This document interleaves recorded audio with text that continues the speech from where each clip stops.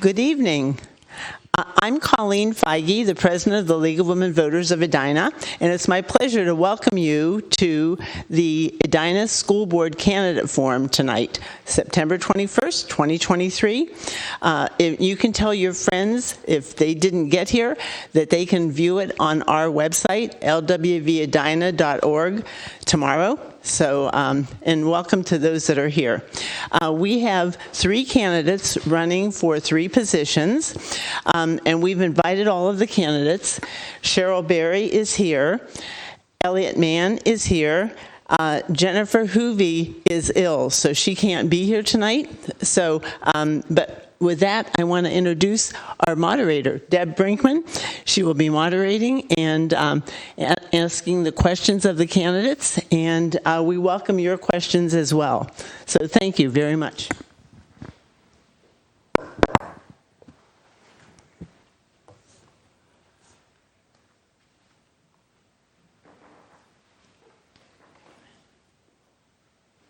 Thank you for taking the time to become an informed voter by attending or watching this Edina School Board Candidate Forum.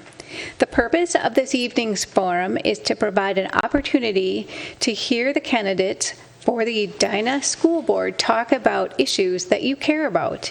All candidates who have filed with the Minnesota Secretary of State were invited here to attend tonight. Principal issues will be discussed tonight. We'll try to cover as many issues as possible in the time that we have. Please feel free to contact a contact directly if your question is not addressed tonight. I will now explain the rules and format of tonight's forum. Candidates will remain seated throughout the forum. They will have 2 minutes to make an opening statement and up to 2 minutes to answer the sent out question in advance. Candidates may have 1 or 2 minutes to answer each question submitted by the general Edina community. The moderator, which is me, will tell you which question has 1 minute or 2 minutes for your response. Candidates will have 2 minutes to make a closing statement.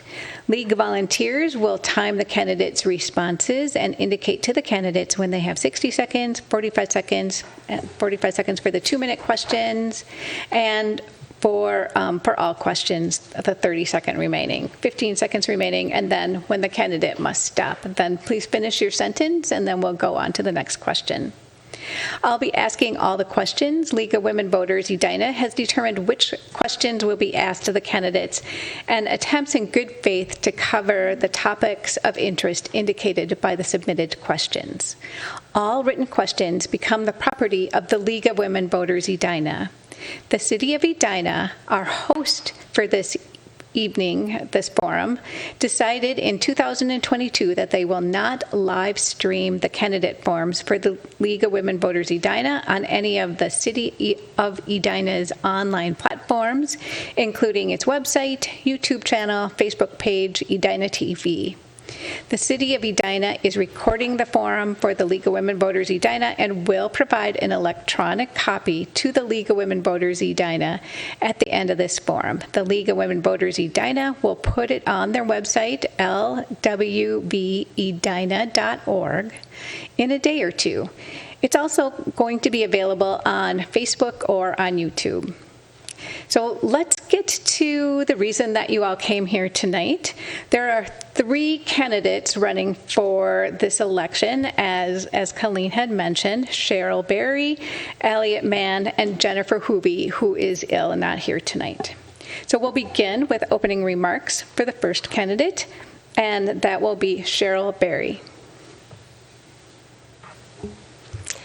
Thank you to the League of Women Voters for hosting this forum and allowing us as candidates to introduce ourselves to the voters. My name is Cheryl Berry, and I am excited to be a candidate for the Edina Public School Board. My husband, Kevin, and I have 3 kids, all in Edina Public Schools, 1 at an elementary school, 1 at a middle school, and 1 at the high school. So I am personally invested in the quality of the school experience across all schools and for all ages. I'm running for school board because I believe in the importance of a strong public school system.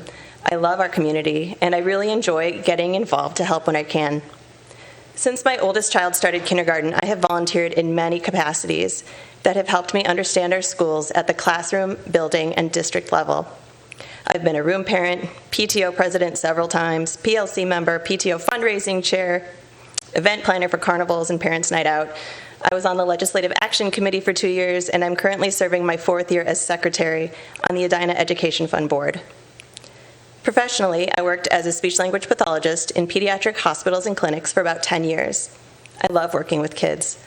They're great at keeping you on your toes, even with the best-laid lesson plans, so I count creative problem-solving and diagnostic listening skills among my strengths. Setting goals that are measurable, objective, and specific is second nature to me, and I will always have each and every child in mind when having discussions or taking votes for the board. I'm excited for the future of Edina Public Schools, and I would love to serve our community on the school board. I hope to earn your vote on or before November 7th. Thank you. Thank you, Cheryl. Elliot Mann. Well, I just want to thank the League again for having this forum. Hi, my name is Elliot Mann. My wife Felice and I have 3 children who attend Edina Public Schools. My oldest started his 4th year at Cornelia this fall. We moved to Edina because of the reputation of the schools and of the greater community. I grew up in Richfield, 4 miles dot to dot from where we currently live. I attended Richfield Public Schools, played against Edina schools, and enjoyed the area in my childhood. When I was a kid, my mom brought my brother and I to dozens and dozens of different activities and sports around the community.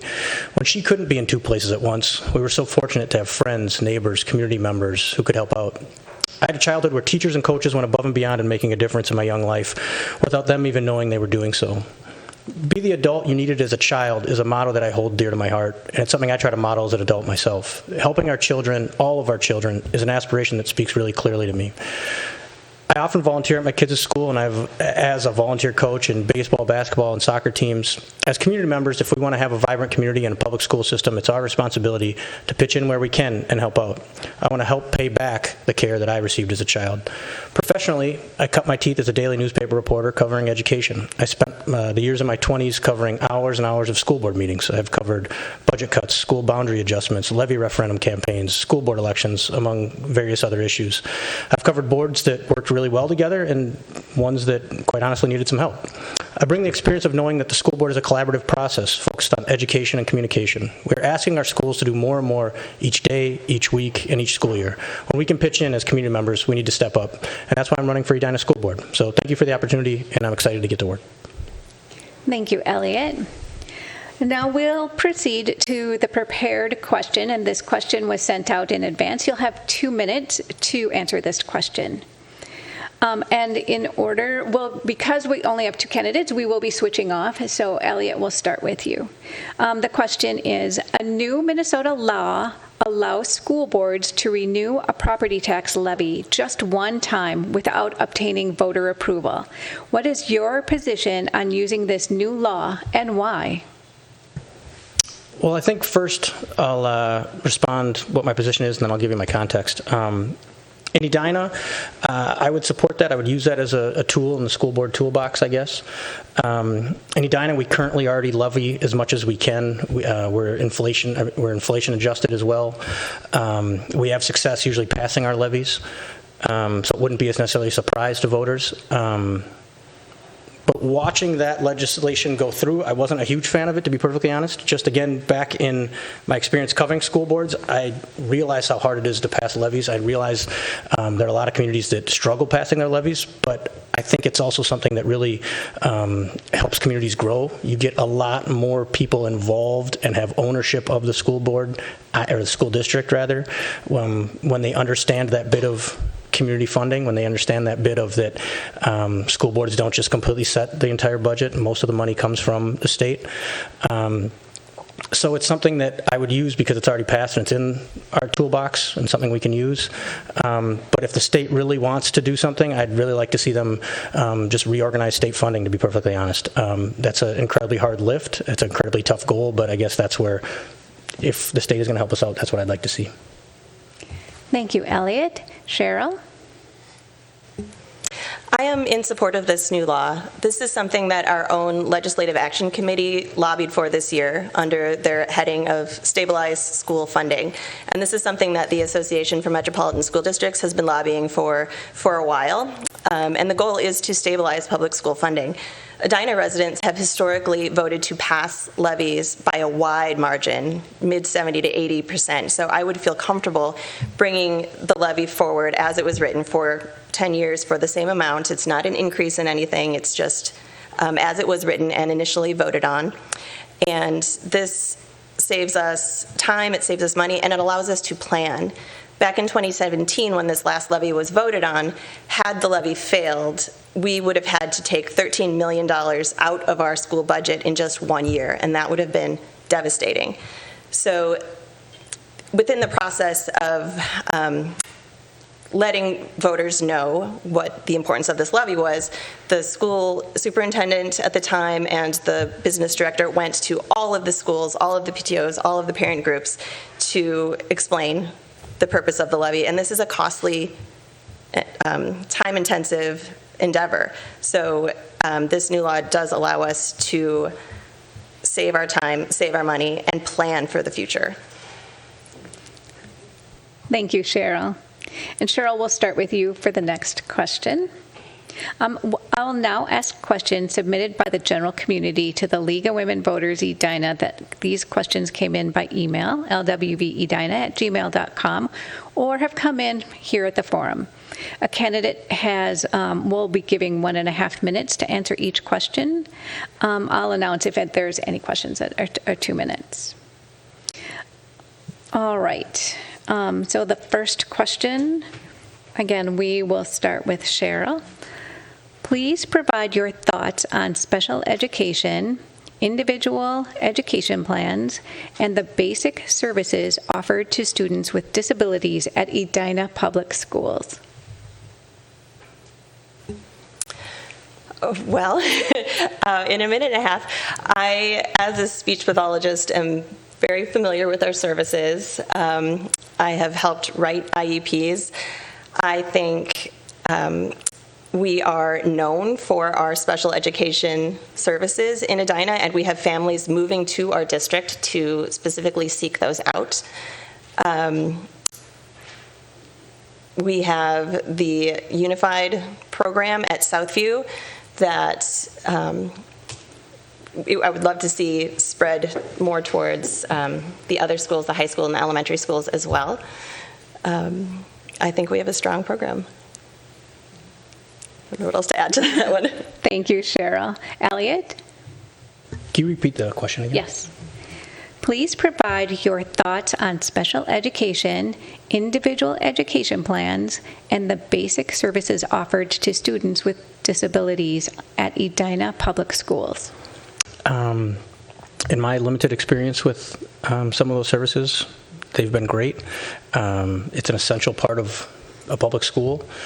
I would like to see, we got more state funding this last year, which was great. I'd like to see that increase because it's an essential part for those kiddos, for those families.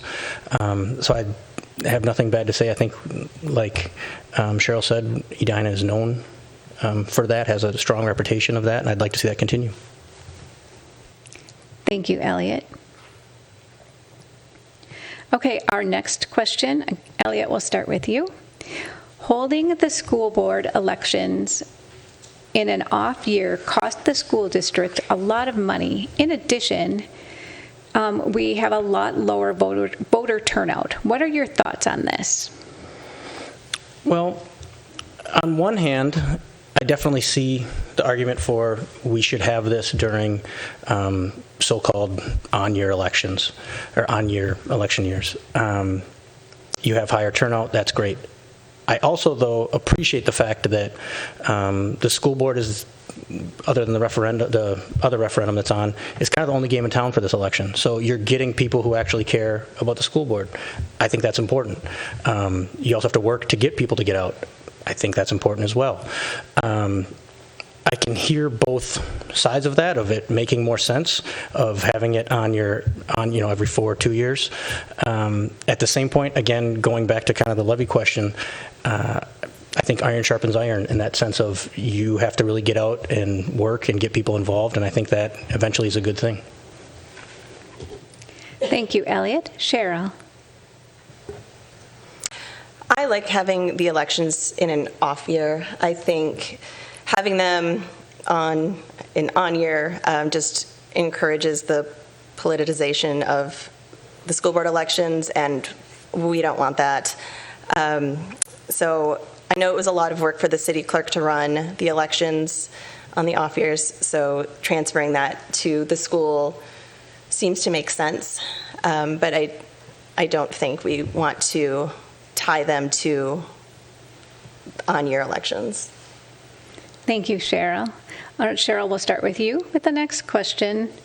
The next question is, in your opinion, what is the biggest problem or challenge facing the school district?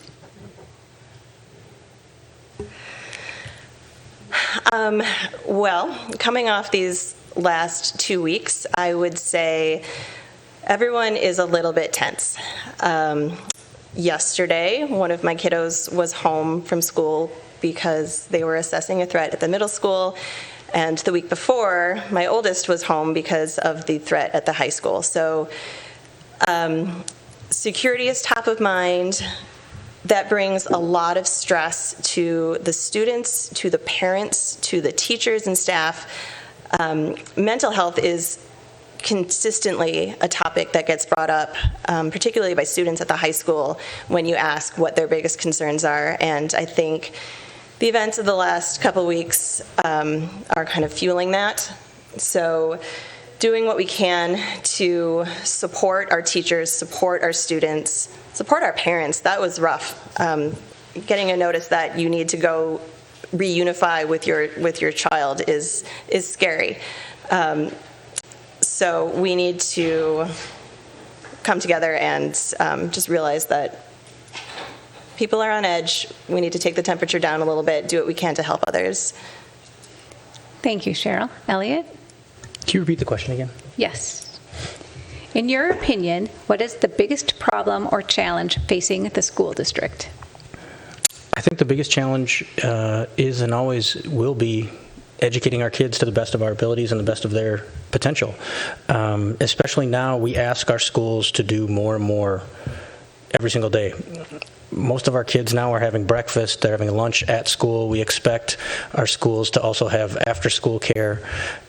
We know so much about kids. We want them to be well-rounded. We want our kids to learn their math, their reading. We also are worried about their mental health. We're also worried about, as Cheryl just talked about, safety issues within the school. And through all that, we expect our teachers to keep doing more and more, often with less and less.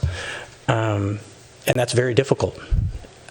I don't have all the answers to that. I certainly wish I did. But I think that's always going to be the most difficult thing, is finding new ways to reach our children, to teach our children in a world that continually changes as well. Thank you, Elliot. And Elliot, we'll start with you for the next question. This has to do with open enrollment. In the 2022-2023 school year, 22% of the school district students were open enrolled.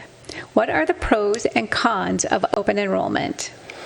Well, I think for a con, we want to keep as many Edina kiddos here, and we lose some of our kids to some of the privates, some of the other public schools, a couple kids. The pros are it brings in a larger head count. It brings in more kids in the sense that empty buildings are not good for us. Your state funding goes in line with your head counts. So if we all of a sudden have a head count that hits way lower, then we're losing our elective, we're losing some of those sections, and our class sizes go up. A lot of our kids open enrolling to the district are Edina residents already. They're in the western quadrant of the city that's Edina residents, but it is in Hopkins School District. I view open enrollment as a real opportunity for us. We can market ourselves, we can compete, we can bring kids in that want to be here. I think that's really a positive. Thank you. Cheryl? Well, I have to agree with what Elliot just said. The pros of open enrollment are that we get funding that's much needed.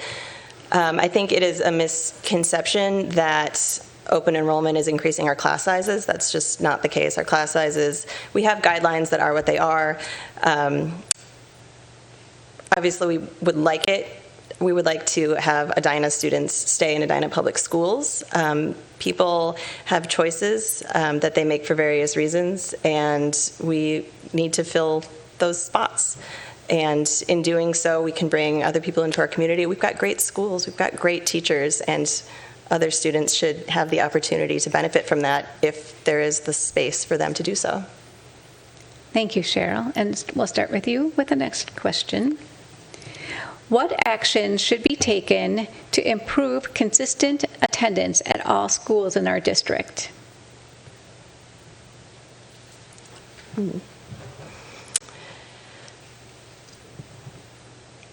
Interesting question. Okay. Improving attendance. I think that at the high school level, kids need a reason to come to school sometimes. We are offering a lot. We're offering sports, we're offering theater programs, robotics.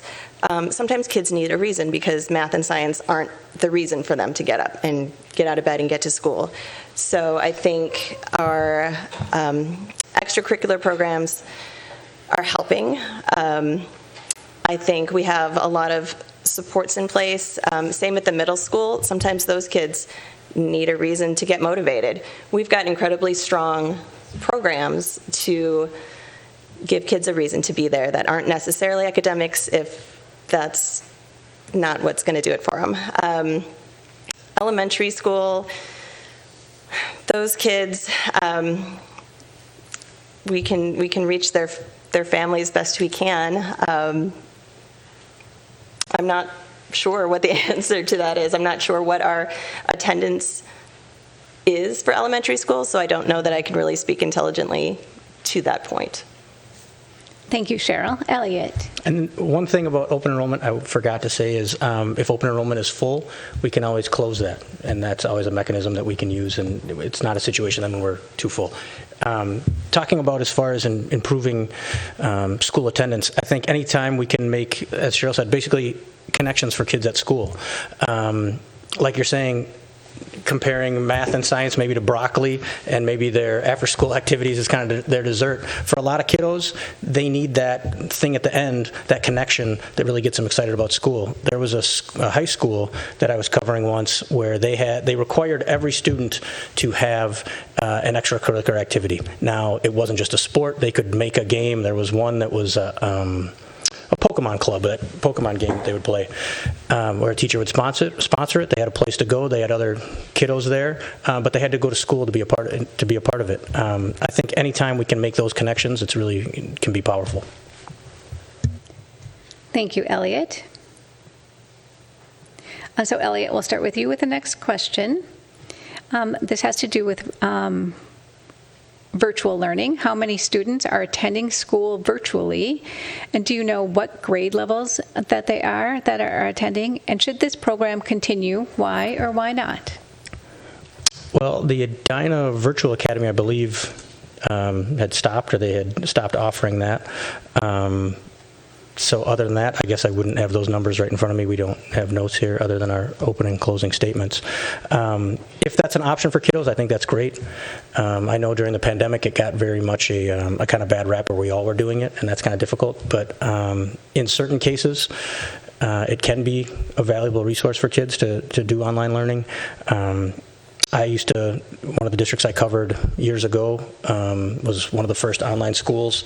They did it really, it was the Houston School District really did it as a funding mechanism for them. But also for some kiddos, they work in that situation better. And if that's an option, that's great. Thank you. Cheryl. We don't have the virtual academy up and running anymore, so I'm not sure how students would access virtual school otherwise. We do have a robust computer program, so when the kids were home yesterday, they could access all of their classes online that way. I think we all got really good at pivoting to virtual learning out of necessity. But other than that capacity of a snow day or an emergency situation, I am unaware of other means of virtual learning right now. Thank you, Cheryl. We'll start with you with this next question. And this is a 2-minute question. Make sure our timekeeper is ready. All right, thanks. All right. There has been a reported increase in mental health issues in students post-COVID. What is the school district's role trying to meet the needs within their budget? Well, the school district's budget is, it is what it is, and there's not a lot of extra wiggle room for that. Fortunately, we have the Edina Education Fund that has stepped up in a big way to support our students. They pay for Fraser therapists to be in every building. They pay for benevolence funding for students who are underinsured or not insured to receive mental health services. I think our staff is very mindful of the mental health situation of students and do what they can to use a trauma-informed teaching practice. But I think a lot of the financial burden for that has fallen to the Ed Fund. Thank you, Cheryl. Elliot. Well, I just wanted to give another shout out to the Ed Fund. We've used those Fraser services for one of my kiddos at Cornelia. It's been incredibly valuable. I don't know if any of the parents out there who have had to use services like at Fraser or another site, usually it's during the school day. Maybe you have to go to Egan or to another site, and it's not really a tenable situation for you. And that program has made it really, really helpful where it can be during the school day where those kiddos can receive the help that they need. It's hard to fit that in the budget, especially in the times we're in. And again, it's amazing that in our community we have that community fund, we have that foundation to really step up and provide that in those ways. Because otherwise it would go away and we wouldn't have it. If we could do more, that would be certainly great. Thank you, Elliot. The next question will elaborate a little bit more on what we can do to help students. As a school board member, what would you do to help a student dealing with harassment and bullying? And Elliot, we'll start with you. Well, again, in this day and age with social media where everyone's connected to each other all the time, thanks to our phones that we always have on our hips, you're always a target. I'm a white male. Things online are going to be as easy for me as probably as anyone they are. I put up a picture with a lawn sign that was about as simple as can be, and I got 7 different things making fun of me for. There was a couple homophobic things. There was a person making fun of my hair. There was all kinds of things like that. So for students, it's even more so. And if we can really educate and communicate, I guess, is the best strategies we have. If we can educate our kiddos when we're young that's not something we want to do. And also we can communicate and say, hey, this is happening this way or this is happening over there. I think that can help if we're connected. Again, those are hard things to do. They're easy to say, to make those in-person connections beyond just the phone or beyond just a computer. But I think that's the basis of a lot of things, and especially this is just the education and communication, so we have those connections. Thank you, Elliot. Cheryl. I think to help a student, you would act differently depending on how old the student was. But the ultimate goal would be to allow them to feel safe at school.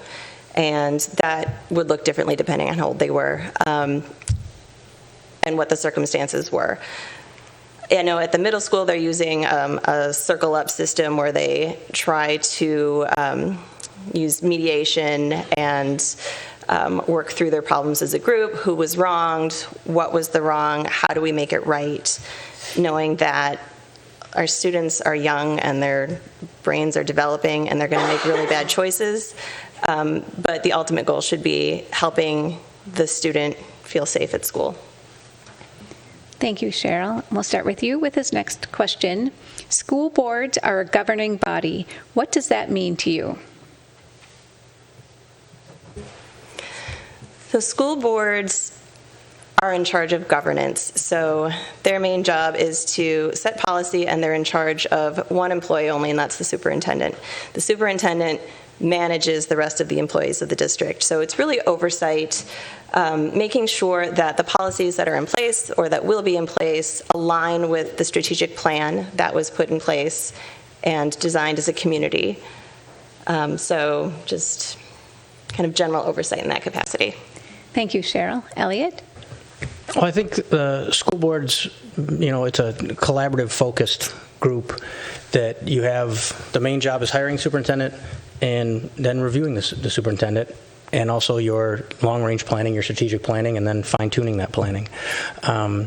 I don't see it as a position of a school board to tell our teachers what to do. We have, I believe, 90% of our teachers have master's degrees. It's not my job from the board table to micromanage our teaching and learning staff or our teaching staff. I think if we can collaborate with our teachers and with our teaching and learning staff, that's great. That's terrific. But it's not a place for micromanaging what's happening in the classroom. Thank you, Elliot. We'll start with you with this next question. How much money will be required of the school district to pay for school board members? And how will school district staff these elections? I'm sorry, can you read that again? I didn't understand your question. How much money will be required of the school district to pay for school board members? And how will school district staff these elections? How will the school district staff these elections?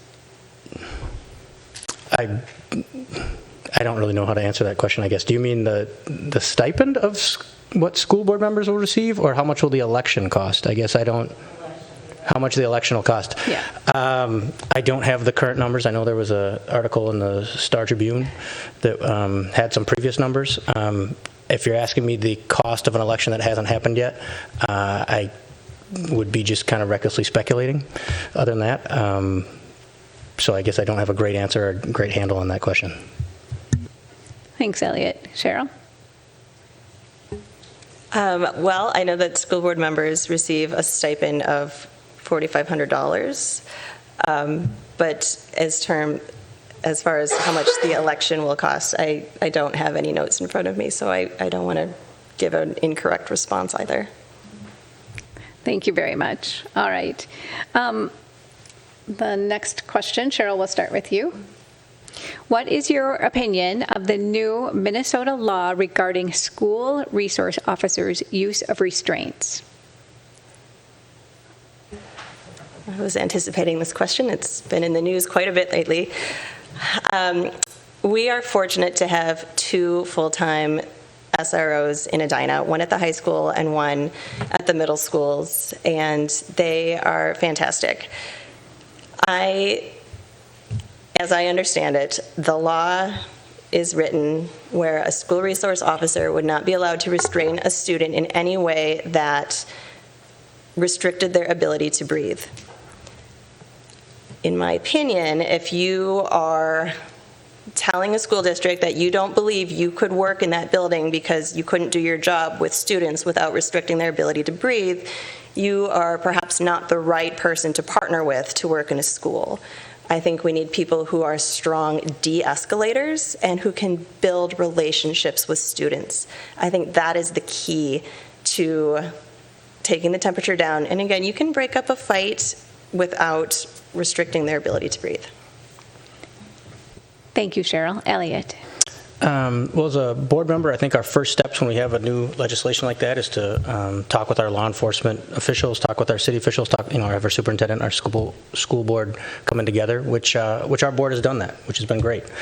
Coming from a family with people in law enforcement, when I first heard about this law, I thought, well, why would we want? I think there was a lot of misinformation about it.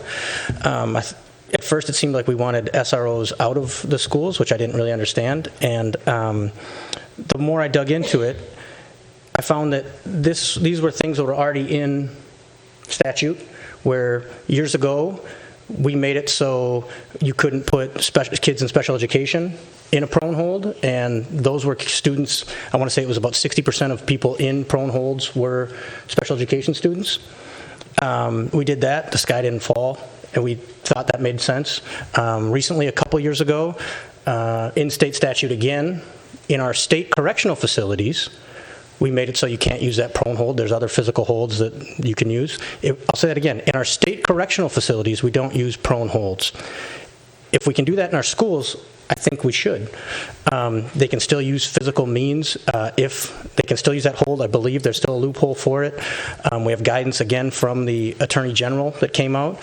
I understand from talking with people that I know in law enforcement who said they were concerned they would get sued or they were at risk. But I think that came from a lot of misinformation that was out there. Thank you, Elliot. And the next question, we'll start with you.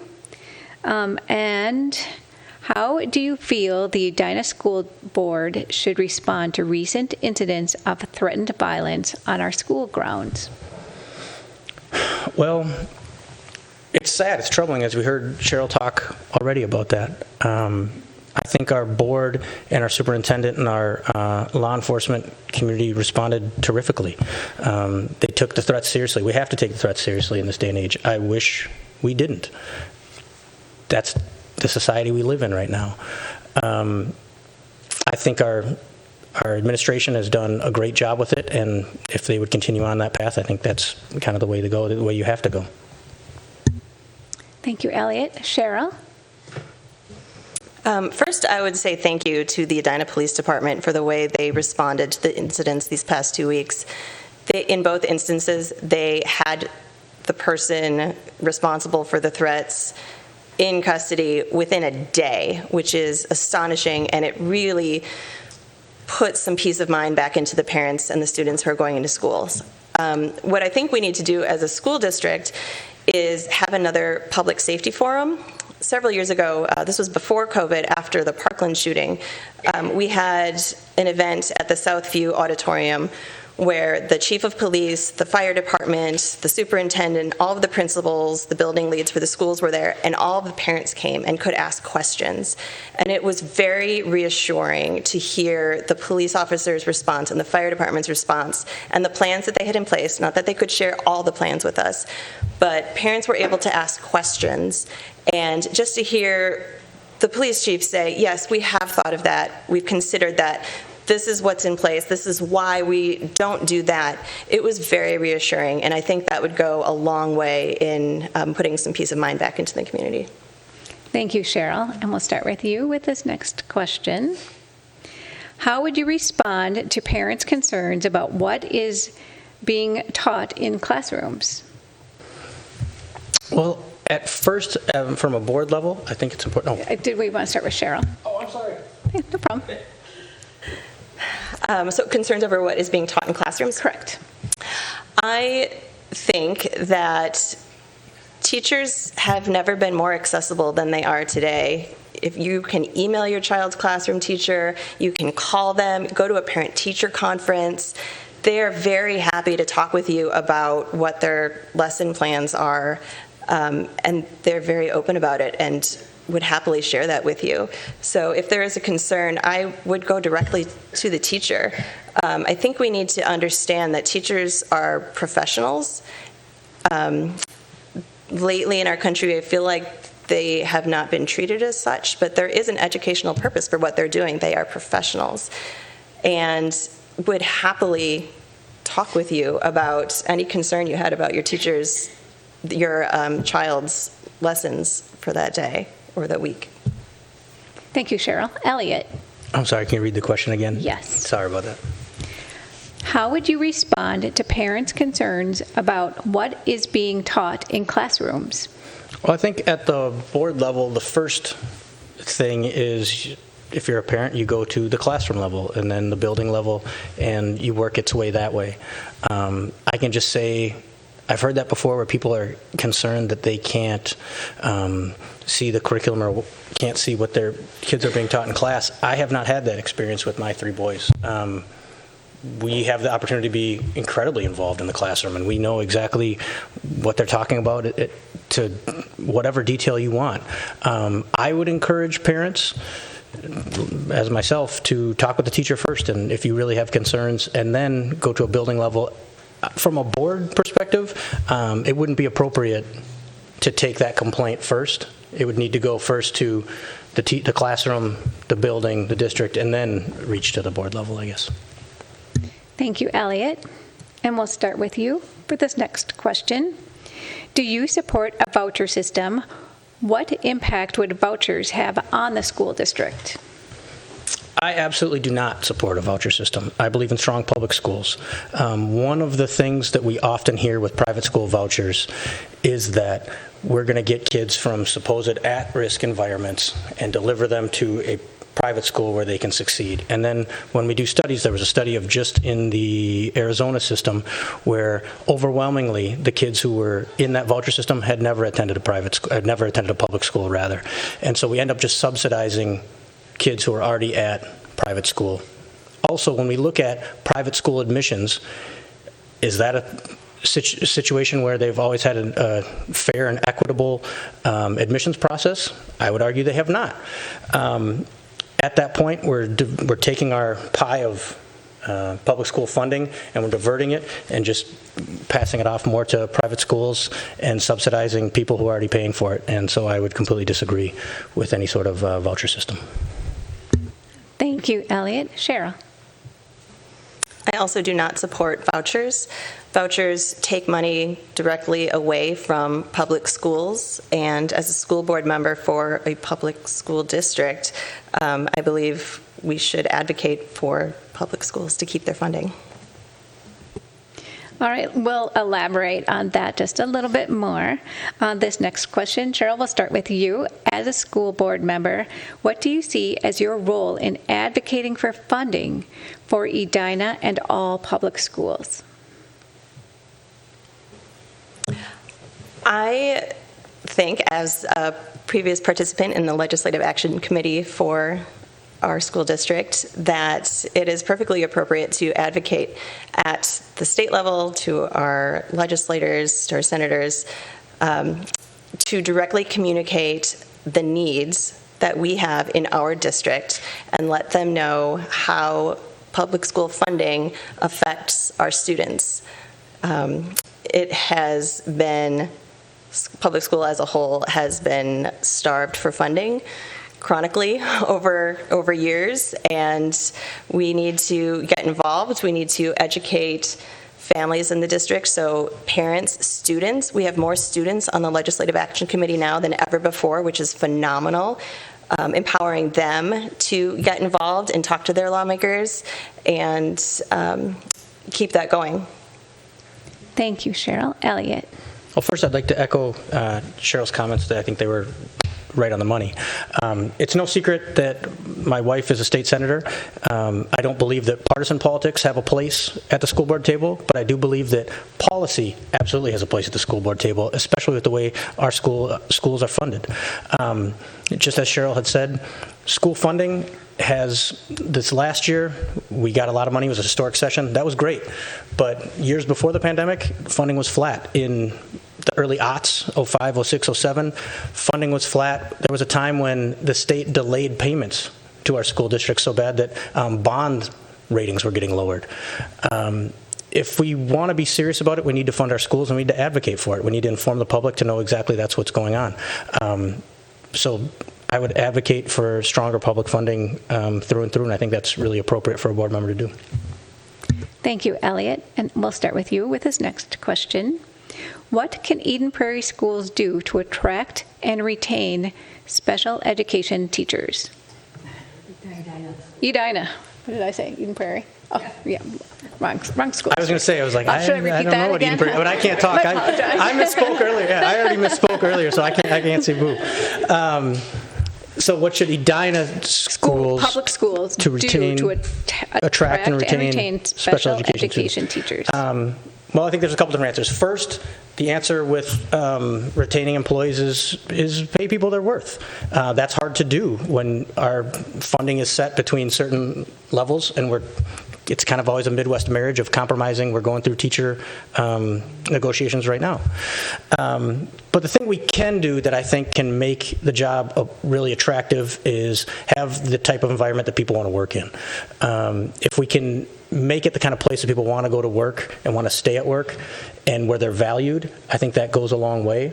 So I think those two things combined can really retain and attract employees. Thank you, Elliot. Cheryl? I have to agree again. I would include paras in that as well. We have a need for all of them. We have a robust and growing need for special education teachers and paras. We have a really attractive program, which is great. But we need people to serve the needs of the kids who are coming into our district. So we will need to take a look at how we are paying our teachers and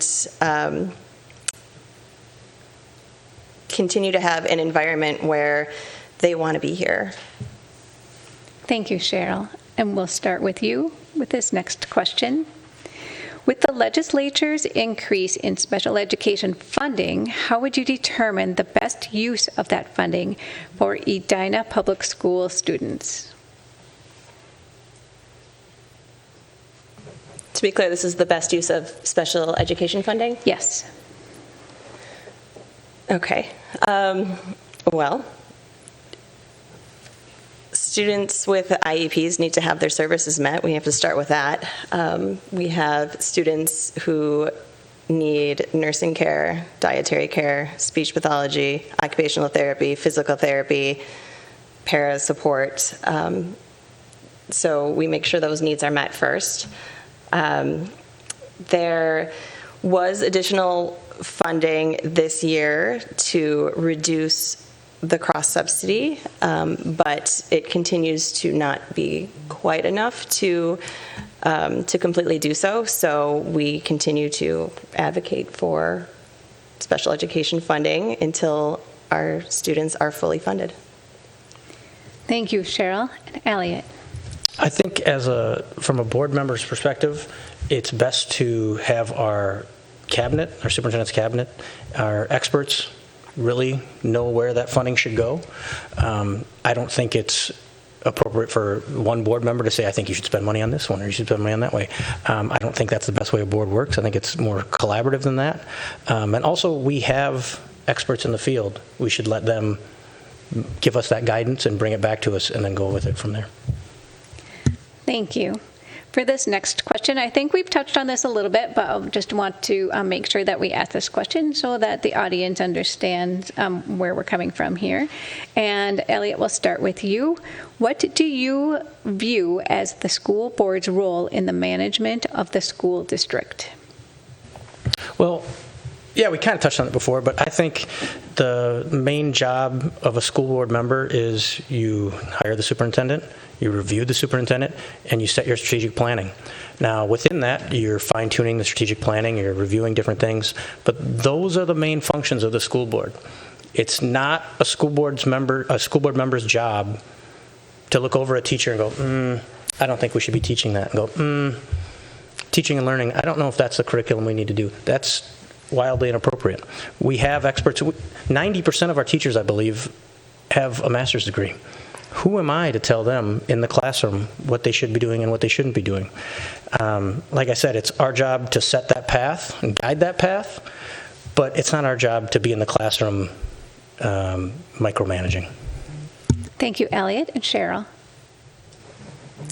A school board's job is not management. It is overall governance, and we will leave the management to the superintendent and her very capable cabinet.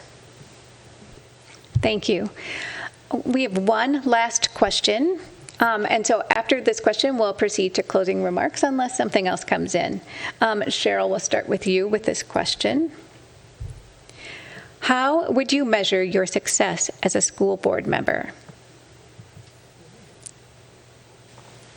That's a good question. Well, I think that there are some metrics that get used. There are surveys that get sent out every year on how satisfied do you feel with the school district, how satisfied do you feel with your child's education, and parents get to fill that out. And I think the school board sets the tone for the district. And so, not that we can control everything that happens during the school year, because certainly things come up. But I think that's one way. I think that our community is very engaged, and they have a way of letting you know if they are satisfied or dissatisfied with your performance. So in that respect, a quiet school board meeting is a good school board meeting, I guess. It means things are humming along and doing well. If you have a packed house for some reason, things are probably not going well, and you might need to reevaluate your stance on things. Thank you, Cheryl. Elliot? I guess from covering different school boards, looking at different school districts and covering different things like that, if elected, I'd like to see our achievement increase, our student achievement increase. I'd like to see our teacher retention stay stable. I'd like, to have students have success, and I'd love to have teachers feel like this is a place they're valued and they want to stay. I'd like to see our enrollment increase with those Edina kids that are leaving the district, and those are measures all that don't happen overnight. Those are the kind of things that you're planting seeds, and you're hoping that 2-3 years down the line you're seeing the results of that. A lot of times in education, we want results like that quick, and in reality it's kind of like turning a battleship, because we're dealing with the same issues that we're dealing with, the district next door is dealing with, and society is dealing with, and we're trying to change that in 6 months, in 12 months, and then, it's summer, and we start over again. So if elected and I have a 4-year term, I think those measures will be kind of how I judge myself. Thank you, Elliot. We did have one more question come in, so I hope that we can be flexible. All right, and Elliot, we'll start with you. How can the school district ensure support to the LGBTQ community? Well, I think we have to show everyone that we value you. It's beyond just acceptance, but it's about, it's beyond tolerance, it's about acceptance. Everyone has value. That's something, we have to make those connections again where everyone feels comfortable, everyone feels safe. I think it's through community, and I think it's through communication and education. Again, we educate each other about each other's differences, and we communicate those differences, and we become more comfortable with it. I think the younger generations do a lot better than my generation ever did. I'm horrified to think of when we couldn't even play keep away without having a horrible name. So I think we've made progress. I'd like to see our progress continue in just accepting people and celebrating people. Thank you, Elliot. Cheryl? I think we just make a statement that LGBTQ students, you belong here. This is your home. You are in our community. We support you. Full stop. I do think that our kids are, the kids are okay. The kids are very good at just, people are who they are, and that's great. But just putting that statement out, you belong here. We will support and celebrate you. Thank you, Cheryl. Okay, now we will proceed to the closing statements. And because we started with opening statements with Cheryl, we'll start with Elliot for closing statements. So you'll get 2 minutes. I'm not interrupting again, am I? No. You're good. Thank you again for having me tonight. There were a lot of great questions, and I feel like we had some good answers. But I feel like we're in a good place with our public school district moving forward, and I want to see us continue on that path of improvement. I would just like to make another call to our parents and community members that none of this happens in a vacuum. We need your questions, concerns, comments, and advocacy as we move forward. We need your volunteer help as well. If we truly want Edina Public Schools to go for the better, we need to do it as a community. If you have questions or concerns of me, please reach out at elliottforedina.com. If you see me around town, come say hello. But thank you again. And thank you again to the league for putting on the forum. Thank you, Elliot. Cheryl? First, I'd like to thank the League of Women Voters for hosting this forum. Thank you to everyone attending or watching at home for your interest and engagement in Edina Public Schools. I hope that my answers tonight helped you get to know me better. If you'd like to talk more about any of my responses or have additional questions for me, please reach out via my email, electcherylberry@gmail.com, or visit my website, electcherylberry.com. I have a lot of experience serving as a leader in our school community. I know what it takes to have new playground equipment installed at an elementary school or coach a Lego robotics team and advocate for our school district's priorities to our state legislators at the Capitol because I've done those things. I believe that the experiences I've had promoting our schools for the past 10 years marries well with my professional experience as a speech-language pathologist to make me well-suited to get to work on day one on the school board. I'm excited for the future of Edina Public Schools and would love to serve our community by helping to set each and every Edina student up for success for whatever comes next in their educational or vocational journeys. I hope to earn your vote on or before November 7th. Thank you. Thank you, Cheryl. Well, thank you to both of our candidates for being here this evening and participating in this candidate forum tonight. Thank you to the League of Women Voters Edina for sponsoring this candidate forum and for the City of Edina for videotaping. It will be available in a day or two for viewing on the League of Women Voter Edina's website, lwvedina.org, and on Facebook and on YouTube. Thank you to the audience for attending tonight's candidate forum, and thank you to anyone that is going to be viewing online. Remember to vote by 8 p.m. Tuesday, November 7. Early voting should be available tomorrow here at the Edina City Hall. This concludes the candidate forum for the Edina School Board. Good evening. Thank you.